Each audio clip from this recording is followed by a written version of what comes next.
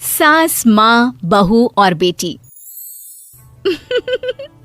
नहीं नहीं, ये कहानी इन सारे के सारे रिश्तों की नहीं, बल्कि 2 रिश्तों में ही सभी रिश्तों के होने की है। अरे बहू, मेरे और तेरे ससुर जी की रोटी मत बनाना, मैं बना लूंगी, दिन तक ठंडी हो जाती है।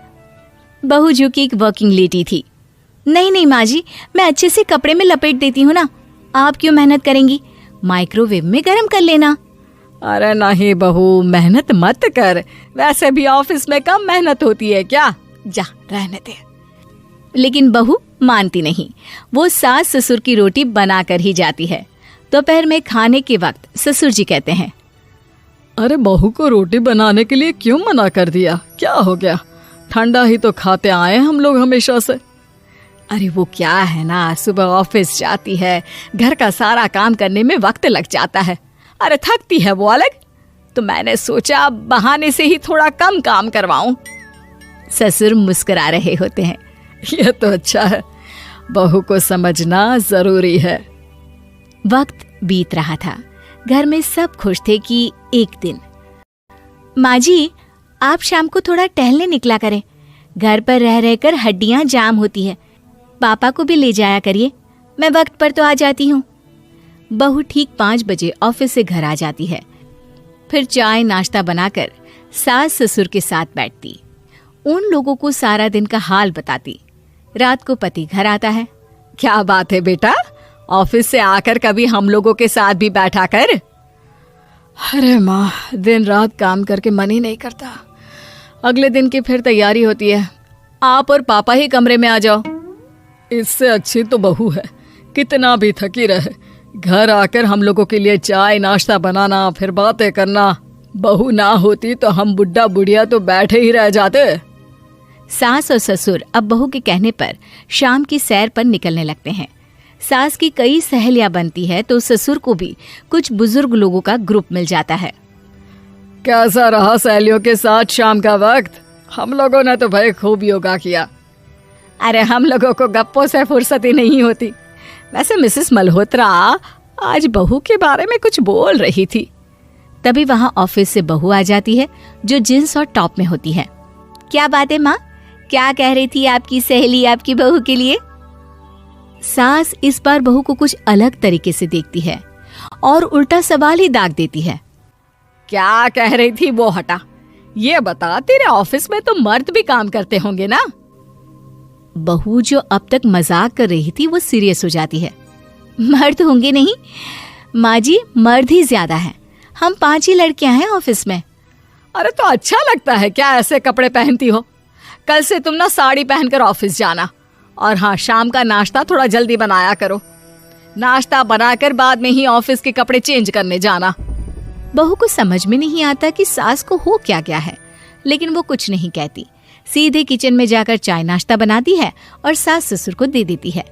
अगले रोज बहू ऑफिस के लिए तैयार होती है तो खूब सुंदर सी साड़ी पहनती है और ऑफिस के लिए निकलने से पहले सास और ससुर के पैर छूती है और निकल जाती है। क्या बात है, आज मेधा के ऑफिस में लग रहा है कोई फंक्शन है। अच्छा, पता नहीं, मुझे तो बताया नहीं, वैसे तो सारी बात करती रहती है। अरे देखा नहीं कैसे साड़ी पहनकर जा रही थी? अरे वो तो मैंने ही बोला है उसे। अरे अच्छा लगता है क्या रोज रोज ऐसे सूट या जींस में जाना? बहू हो, बहू बनकर रहो, और आप भी ना मेधा मेधा मत किया करिए, बहू बोला करिए, सर पर चढ़ जाएगी तो दिक्कत हो जाएगी। सास अब बहू को बहू जैसा रखने लगती है, हर बात पर रोका टोकी, हर बात पर ताने। क्या बात है, आजकल लेट आ रही हो ऑफिस से? अरे चाय के लिए भी देर हो जाती है, हम लोग फिर पार्क में भी देर से पहुंचते हैं। सभी की बहुएं वक्त से चाय नाश्ता करा देती है अपने सास ससुर को, बस एक तू ही है जो उस वक्त ऑफिस से निकलती है।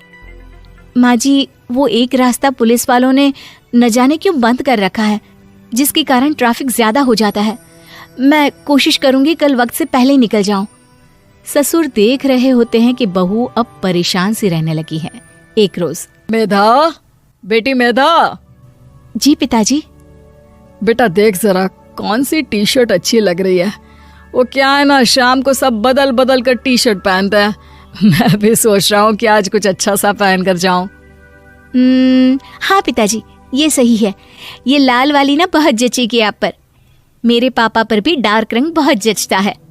क्या चल रहा है? अरे ससुर के सामने घूंघट तो छोड़ो, ऊपर से रंग बताया जा रहा है टी शर्ट का।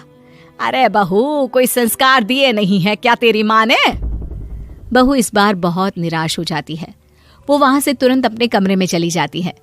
अब बहू घर का सारा काम करती, ऑफिस जाती, लेकिन साड़ी और सर पर पल्ला लेकर। एक बार पड़ोसन उनके घर आती है। वाह सुमित्रा बहन, बहू का तो रूप ही बदल दिया। ठीक किया, बहू बहू जैसी ही अच्छी लगती है। अच्छा चलती हूँ मैं। पड़ोसन के जाने के बाद सास बड़ी अकड़ के साथ कहती है, देखा मेरा कमाल, कैसे मैंने मेधा बहू को कंट्रोल में कर लिया। अब बारी ससुर के बोलने की थी।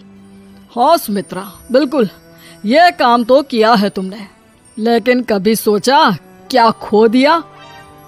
क्या खो दिया? मैंने तो कुछ नहीं खोया जी।